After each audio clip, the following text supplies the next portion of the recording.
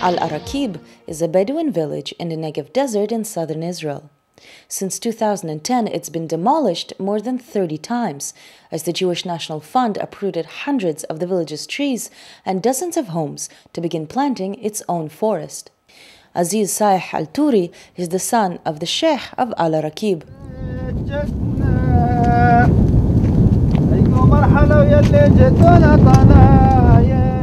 This we make oils.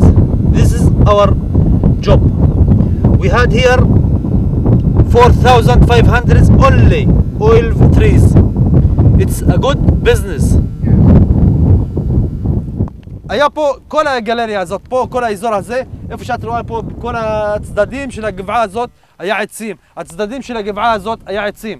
שם היה ממוקם הבית שלי, פה הבית של ג'ומעה ואחרים, שם הבית של אסמאעיל, לידו הבית של סייח, לידו הבית של סלים. אם היינו יהודים, הייתה המדינה והמדינה נותנים לנו צל"שים שאנחנו מפריחים את הנגב.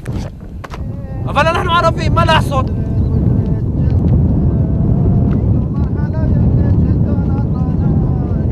The Jewish National Fund, also known as the JNF, was founded in 1901 at the Fifth Zionist Congress in Basel, Switzerland. Its purpose was to purchase land for Jewish settlement and forest plantation in historic Palestine. However, by 1948, when the State of Israel was established, the JNF succeeded in purchasing only 6% of the land. Over the decades that followed, the territory under its control grew, and its role evolved into actively expropriating land for exclusive Jewish use. This is JNF. ما أفضل بين عدس هذا شيء بين شنا וחצי לעץ אותו עץ שהיה פה עץ חרובים בין 35 שנה שעקרו את זה.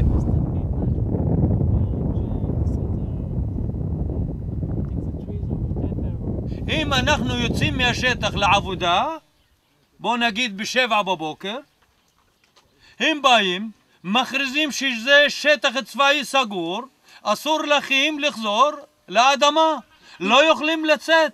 אנחנו חיים פה מחוסר ברירה, אבל אפילו שנמות מהרעב, אנחנו לא נעזוב את הקרקע פה.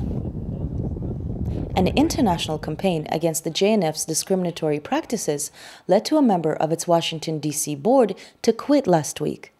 Writing in the foreword, the board member Seth Morrison says, "Some of my earliest Jewish memories involve dropping spare change in the Jewish National Fund's iconic little blue boxes. I was proud that my money would help plant trees in Israel. The JNF, I knew, was making the desert bloom."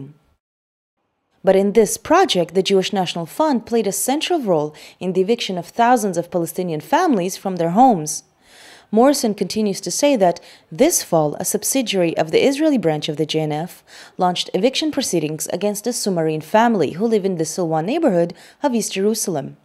But East Jerusalem is only a small part of the JNF's role in land expropriation from Palestinians. In the Negev desert, the fight against the JNF brought together Jewish and Bedouin residents to defend Al-Arakib. Chaya Noach is the executive director of the Forum for Coexistence in the Negev.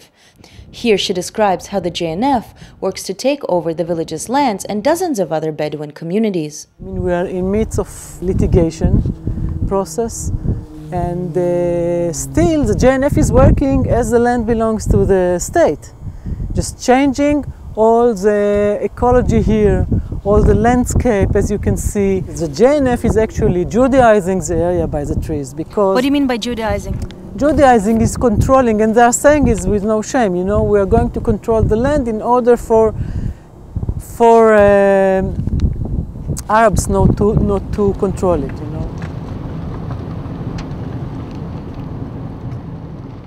Gadi Al-Ghazi is a historian. Here he speaks in Tel Aviv about the history of the JNF and land acquisition in Israel. The story of land in Israel is fascinating, but there are two laws, again, almost none of Israeli citizens, and certainly none in my daughter's class, she's now 17, has heard of. The first law is, of course, the law of 1949 regulating the possession of the Palestinian refugees. The absentees property law confiscated all the property and land of Palestinians who fled or were expelled in 1948, including in some cases internally displaced refugees who later became citizens of Israel. During the War of 1948, when Israel was created, 2/3 of the Palestinian population became refugees, most of whom are today in Lebanon, Syria, Jordan, the West Bank, and Gaza. They were never allowed to return. The absentee properties law transferred their land to a custodian, which either sold or gave it to Jewish owners. Ben-Gurion's idea in June 1949 was to circumvent any future action by simply selling, absolutely illegally, selling the land entrusted to the custodian to some third party, so that the State of Israel, in case of an international debate, can safely say, sorry, like any bicycle thief in the streets of Tel Aviv, sorry, it's not in my hand anymore. So within a few days, 1 million dunam was sold to the JNF. It took about 8 days to realize one of the biggest deals, business deals, in the history of Israel, for a price well below their value. And if you want, and the nice thing about it is that the JNF never even paid for most of this land. The government then reached another agreement with the JNF, where it would be subsidized to build infrastructure on the land in exchange for securing it for Jewish settlement and forestation. So all in all, the JNF has acquired from the land of the refugees, not from its owners, but from the custodian, 1,300,000 dunams. And they remain to this very day the property of the JNF, and it applies to this property, which is Palestinian property, the rule that the land cannot be leased or sold to Arabs. One such example is the village of Ma'alul in northern Israel. Its lands were transferred to the JNF, and its Palestinian inhabitants were expelled. In a tour, the Israeli organization Zochrot, that works to commemorate the history of 1948, brought together the refugees and their descendants. Here, refugees from Ma'alul place a sign marking what was once the entrance to their village.